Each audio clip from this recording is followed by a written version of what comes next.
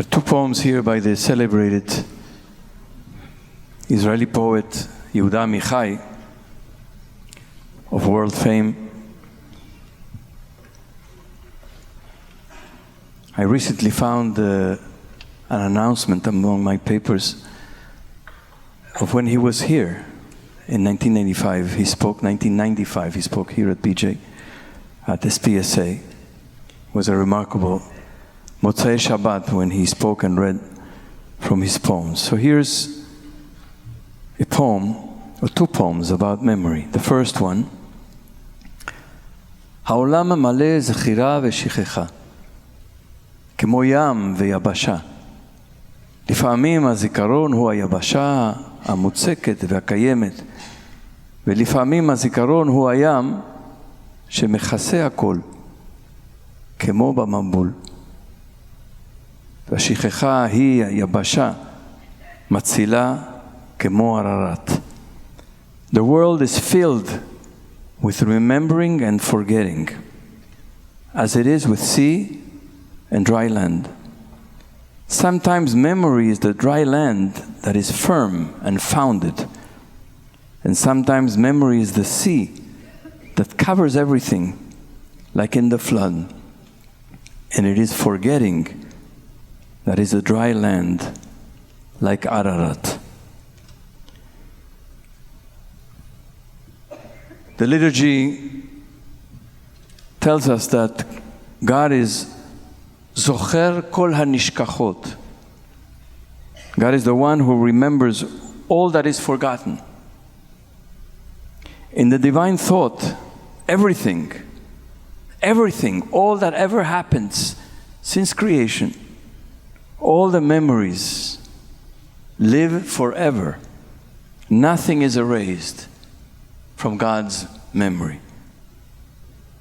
But we human beings either remember or forget.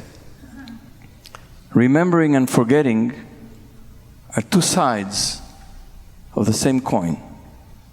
Just like water and dry land are part of the same world in which we live. Our human predicament, our challenge, is that we remember often what we'd like to forget, and we forget what we'd like to remember. As Yehuda Amichai says, sometimes memory serves as the safe ground on which we stand. It provides stability and comfort. Memory reveals where our roots are planted, where we come from and who we are. Memory connects us to the generations that came before us, to our story, to the people whose lives have shaped ours, and it illuminates the ways they have influenced us. And memory can engender love, gratitude, and generosity. As we exercise our memory and remember, we put things back together. We recover parts of ourselves. We become more whole. It happens in Iskor. We remember things that were part of us, that we are recovering, recapturing, and we become more whole. Like fertile land, memory can produce new life, yielding fresh fruits that in turn generate new seeds. Indeed, memory allows us to learn from the past, to gain insights from past experiences. It inspires new thoughts and ideas. It helps us reimagine, adapt, or change. In this way, memory becomes generative and truly life-giving. It's not only about the past, but memory is also about the present and the future.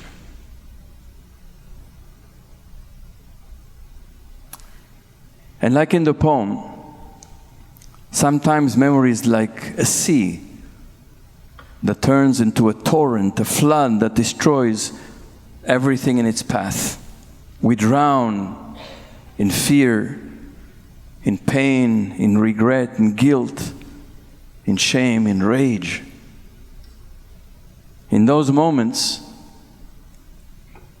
like in the poem, forgetting emerges as the dry land that saves us, much like Ararat.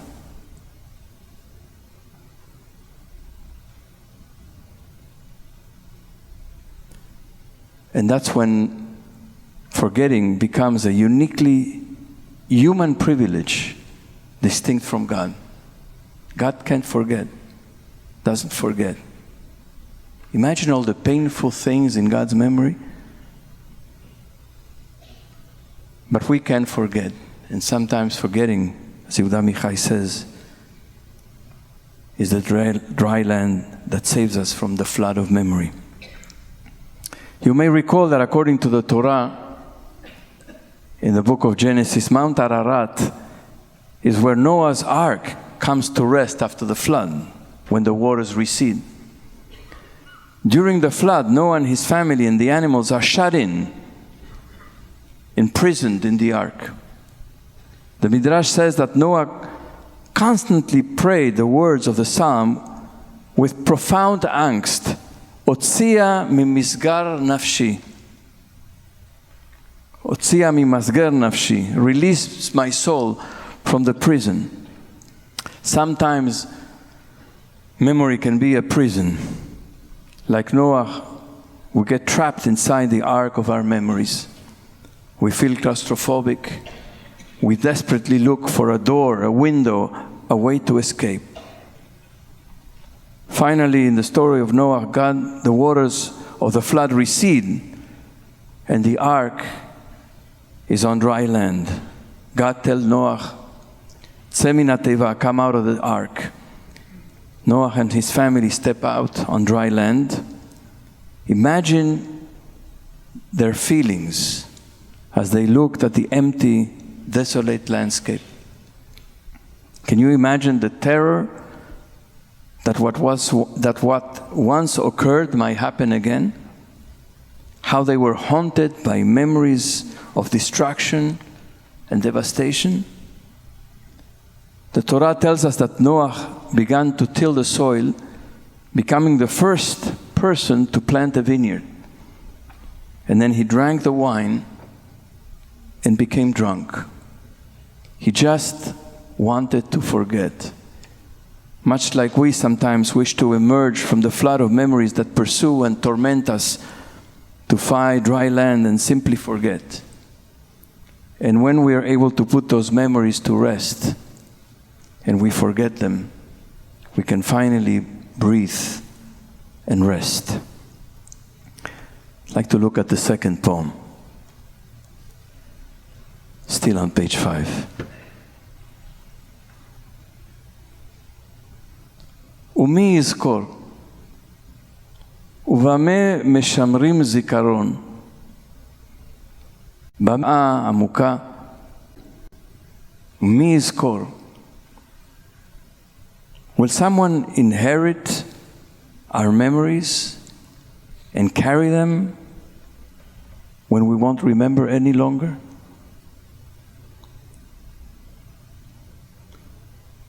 Who will hold the memory of those we loved when we're no longer here? Where will their memory go? And who will remember us? For how long will we be remembered? Where will our memory go? There are memories we long to preserve intact, unadulterated, unchanged. But how? Memory is never static. It is dynamic. We may return to the same memory. The memory is the same, but we change. We're never the same. And each time we recall a memory, it transforms. To remember again is to piece things back together. Yet with every remembering, with every recollection, we reconstruct the memory in a new way. We don't remember a memory today the same we remember it yesterday or last year, or the way we will remember it tomorrow. When we engage with a memory, we alter it. We highlight certain aspects and overlook others. We infuse them with feelings such as gratitude, joy, sadness, resentment. And then we judge our memories. We put them in categories. There are good memories and there are bad memories. Also, memories can be reshaped when we interact or when they interact with other memories. No, a memory doesn't ever stay the same, unchanged. It cannot be conserved like other things, intact. Things we preserve in salt and sugar, high heat and deep freeze, with vacuum seal, with drying and embalming.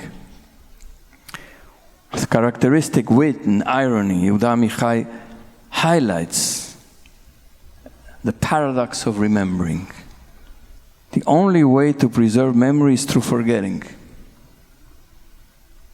so that no recollection can ever penetrate and disturb the eternal rest of the memory. It's a big deal, memory. Remembering and forgetting, so complex, so loaded with meaning, with emotions, with feelings, and that's what we sit within his core. Remembering and forgetting, two sides of the same coin. In a few moments we will turn to the service of his core. And in every score, memory flows between two shores. One shore is our personal recollection of family and friends, teachers, and others who have shaped our lives. The other shore is the Jewish collective memory. We remember as individuals, but we don't remember alone as an act of personal devotion. We remember together as part of our community. And we remember as part of the Jewish people. The devastating events of October 7 have impacted us all in profound ways. As part of our people this Yom Kippur, we turn our hearts in empathy and solidarity toward those who are left with an unbearable void and a gaping hole in their hearts. And we pray for solace and consolation. As part of our collective grief, I invite you to turn to page 6 in the booklet. The Israeli writer and activist David Grossman delivered the following eulogy at the funeral ceremony in Kibbutz Be'eri for about 100 people who were murdered on October 7, page 6. We well remember you, our dear one, who was lost to us. Your appearance, your facial expressions, the light in your face, the pulse of life in your movements, in your laughter, in your sorrow. We will remember your voice, the spark of light in your eyes. You will stand alive before us for a moment, always.